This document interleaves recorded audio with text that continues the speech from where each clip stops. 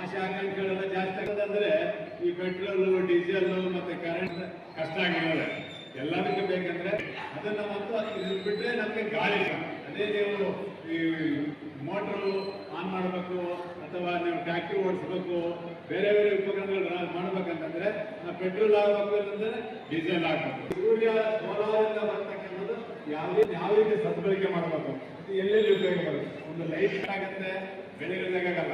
ಯಾವಾಗ current ಇರೋದಕ್ಕೋಸ್ಕರ electricity ಇದು ಯಾವುದೋ ಅಡ್ವಾಂಟೇಜ್ ತುಂಬ ಇದೆ. ಇದು ಏನೇನು ಮಾಡ್ಬೋದು ಅಂತ ಹೇಳಿದ್ರೆ ಎಕ್ಸ್ಪೋಸರ್ ಕರೆಂಟ್ ಎಷ್ಟು ದೂರ ಬಂತು ಇವೆಲ್ಲ ಗೊತ್ತಿದೆ. ಬಟ್ ಸೋಲಾರಲ್ಲಿ ಅದು ಯಾವ ಕಾರಣ ಆದ್ದರಿಂದ ನಾವು ಉದ್ದೇಶಕ್ಕೆ ನಾವು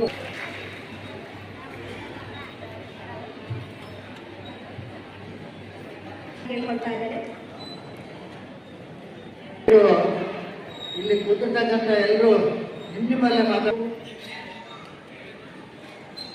ಇಲ್ಲಿ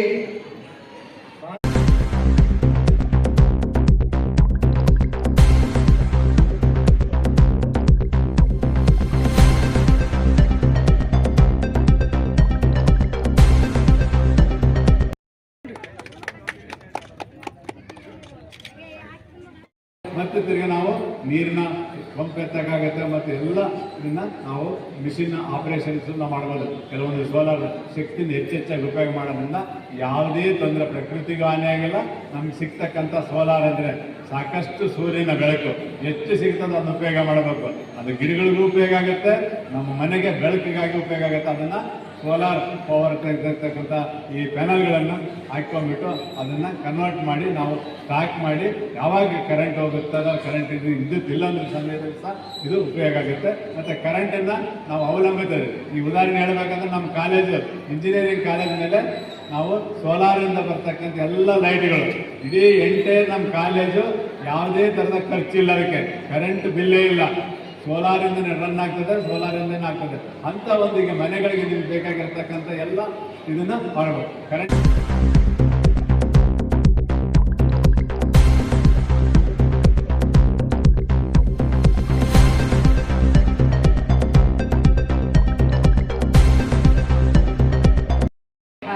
ಮೆಣಸಿನಕಾಯಿ ಪೌಂಡಿಂಗ್ ಮಾಡೋ ಕೆಲಸ ಇಲ್ಲ, ಆಯಿಲನ್ನ ಎಕ್ಸ್ಟ್ರಾಕ್ಟ್ ಮಾಡೋ ಕೆಲಸ ಇಲ್ಲ, ಆಟಾನ ಪಲ್ವರೈಸ್ ಮಾಡೋ ಕೆಲಸ ನೋಡಿದ್ರೆ ಜನರಲಿ ಹೆಂಗಸರು ಕೈಲಲ್ಲೇ ಮಾಡ್ತಾ ಇರ್ತಾರೆ. ಕೈ ಕಾಲು ಎಲ್ಲ ಅವ್ರಿಗೆ ಉಪಯೋಗ ಆಗ್ತಾ ಇದೆ. ಬಟ್ ನಾವು ಅದನ್ನ ಹೆಂಗೆ ಮೆಕನೈಸ್ ಮಾಡಿ ಅದ್ರ ಮೇಲೆ ಸೋಲಾರ್ ಹಾಕಿ ಒಂದು ಸಸ್ಟೈನಬಲ್ ಆಗಿ ಒಂದು ಲೈವ್ಲಿಹುಡ್ ಹೆಂಗೆ ಮಾಡ್ಬೋದು ಅಂತ ನೋಡ್ತಾ ಇದ್ದೀವಿ. ಯಾಕಂದ್ರೆ ಹೆಲ್ತ್ ಅಷ್ಟೇ ಇಂಪಾರ್ಟೆಂಟ್ ಆಗಿದೆ ಇನ್ಕಮ್ ಅನ್ನು ಕಂಪೇರ್ ಮಾಡಿದ್ರೆ. ಸೊ ನಾವು ಮಹಿಳೆಯರ ಹೆಲ್ತ್ ನೋಡಿ ಅವ್ರ ಇನ್ಕಮ್ ಇನ್ಕ್ರೀಸ್ ಹೆಂಗೆ ಮಾಡೋದು, ಬರಗಾಲದಲ್ಲಿ ಒಂದು ಸಪ್ಲಿಮೆಂಟರಿ ಇನ್ಕಮ್ ಇರಬೇಕು ಮನೆಯಲ್ಲಿ, ಮತ್ತೆ ಮಹಿಳೆಯರು ಸ್ವ ಉದ್ಯೋಗ ಮಾಡಿ ತಮ್ಮದೇ ಒಂದು ಎಂಟರ್ಪ್ರೈಸ್ನ ಎಸ್ಟಾಬ್ಲಿಷ್ ಮಾಡಿ ಅದರಿಂದ ಬರೋ ಕಾನ್ಫಿಡೆನ್ಸು ಅವ್ರಿಗೆ ಬರಬೇಕು, ಅವ್ರಿಗೆ ಮುಂದೆ ತಗೊಂಡು ಹೋಗಬೇಕು ಅಂತ ಆ ಉದ್ದೇಶದಿಂದ ನಾವು ಕೆಲಸ ಮಾಡ್ತಾ ಇದ್ದೀವಿ.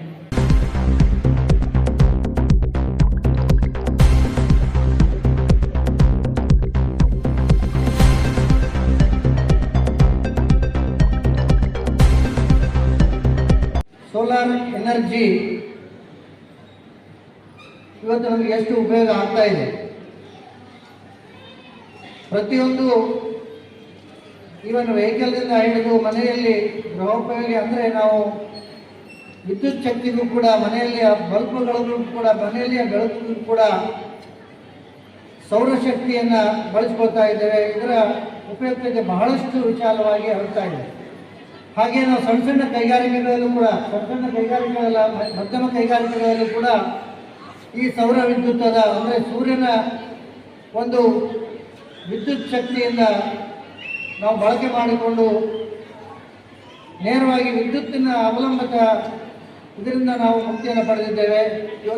ಈ ವಿಷಯಕ್ಕೆ ಅನೇಕ ತರಬೇತಿಗಳನ್ನು ಕೂಡ ಆಗ್ತಾ ಇದೆ. ಜನರಲ್ಲಿ ಜಾಗೃತಿ ಬರಬೇಕು ಅಂತಕ್ಕಂಥ ವಿಷಯಕ್ಕೆ ಅನೇಕ ತರಬೇತಿಗಳನ್ನು ಈ ರೀತಿ ಕಾರ್ಯಗಳನ್ನು ಹಮ್ಮಿಕೊಂಡು ಜನರಿಗೆ ಇದರ ಉಪಯೋಗಗಳು ಏನು ಅಂತಕ್ಕಂಥದ್ದನ್ನು ತೋರಿಸ್ಕೊಡ್ಲಿಕ್ಕೆ ಈ ಒಂದು ಪ್ರಯತ್ನ.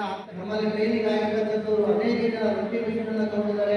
ಅವರು ಈ ಒಂದು ಸೌರ ವಿದ್ಯುತ್ತನ್ನು ಬಳಸಿ ವೃತ್ತಿ ಮಾಡ್ತಾ ಇದ್ದಾರೆ. ಬೇರೆ ಬೇರೆ ಒಂದು ಅಗ್ರಿಕಲ್ಚರ್ನಲ್ಲೂ ಕೂಡ ಬೋರ್ವೆಲ್ ಏನು ನೀರನ್ನು ಎತ್ತಲಿಕ್ಕೆ ಬೋರ್ವೆಲ್ಗೂ ಕೂಡ ಸೌರಶಕ್ತಿಯನ್ನು ಬಳಕೆ ಮಾಡ್ತಕ್ಕಂಥದ್ದನ್ನು ನಾವು ಕಾಣ್ತಾ ಇದ್ದೇವೆ. ಪ್ರತಿ ಹಂತದಲ್ಲೂ ಪ್ರತಿ ವಿಷಯದಲ್ಲೂ ನಾವು ಈ ಸೌರಶಕ್ತಿಯನ್ನು ಬಳಸ್ಕೊಳ್ತಾ ಇದ್ದೇವೆ. ಇನ್ನೂ ಹೆಚ್ಚಾಗಬೇಕು. ಇದು ಒಂದ್ಸರಿ ಮೊದಲಿಗೆ ಇನ್ವೆಸ್ಟ್ಮೆಂಟ್ ಜಾಸ್ತಿ ಇರ್ತದೆ, ಆದರೆ ನಂತರ ಇದರ ವೆಚ್ಚ ಕಡಿಮೆ ಇರ್ತದೆ. ಪ್ರತಿ ದಿನ ಏನು ಅಥವಾ ಪ್ರತಿ ಸಾರಿ ಬರ್ತಕ್ಕಂಥ ವೆಚ್ಚ ಕಡಿಮೆ ಇರ್ತದೆ.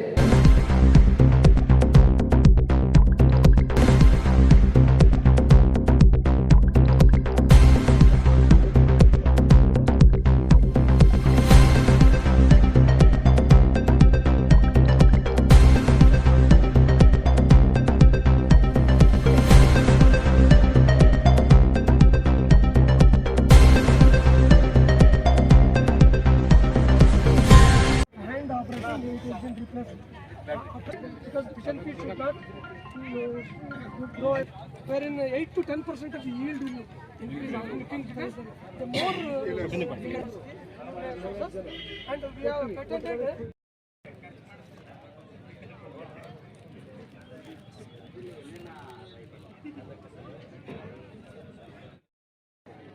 different types of fishing ಬರುತ್ತೆ.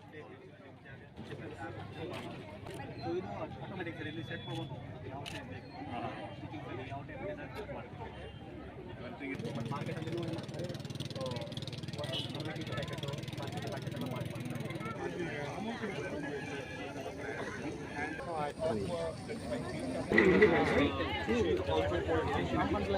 and best step